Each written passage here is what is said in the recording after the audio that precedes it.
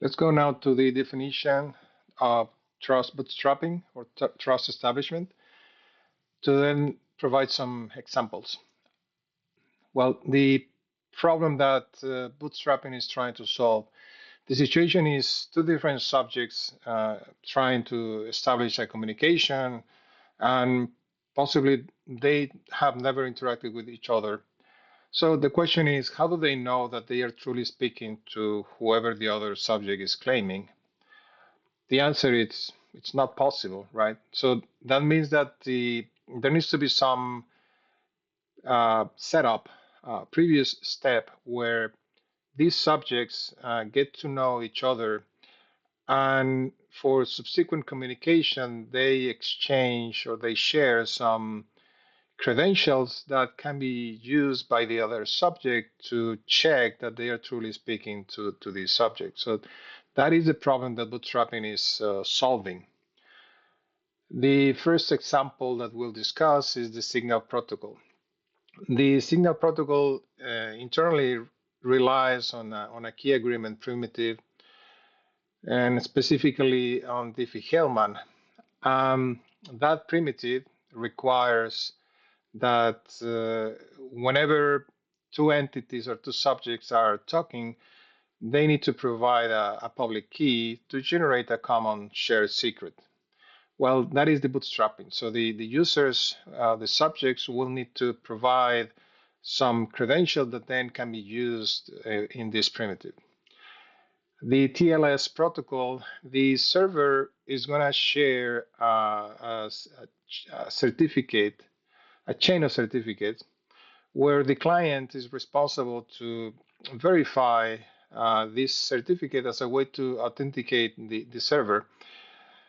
The question is, how can the client trust the root certificate?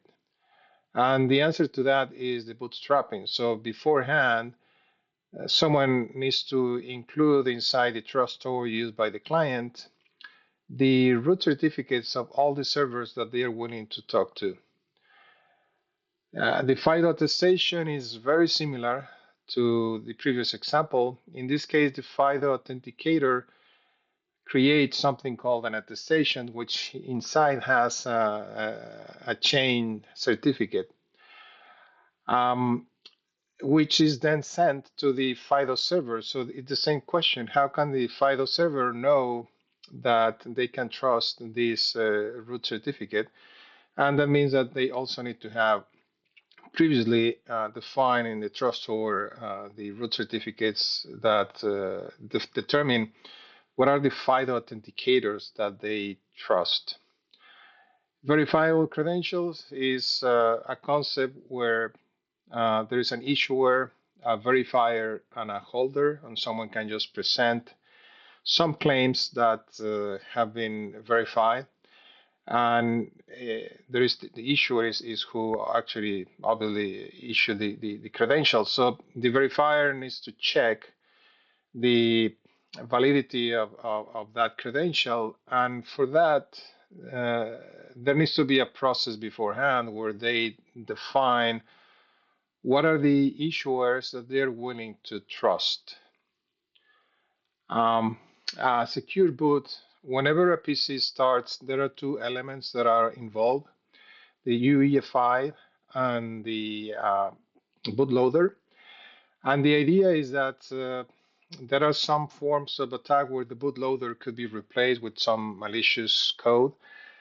And for that, there is an integrity check on the bootloader, which means that as the bootstrapping process, the UEFI needs to have available in its firmware the public key of the bootloader so it can check that the code hasn't been changed. The online account example is the typical example where you go to some website and you create an account because you need to have access to some information.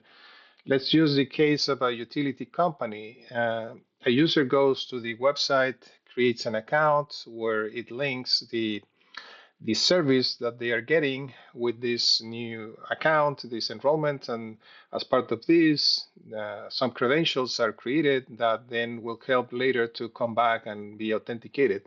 So whenever they come back and are authenticated, now they can see the statement on or any information about this particular service from the utility company.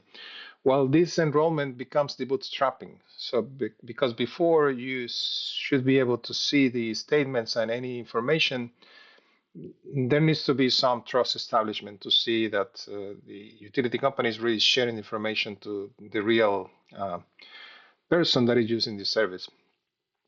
Then the last example is APIs. In this case, we're saying there is a mutual authentication.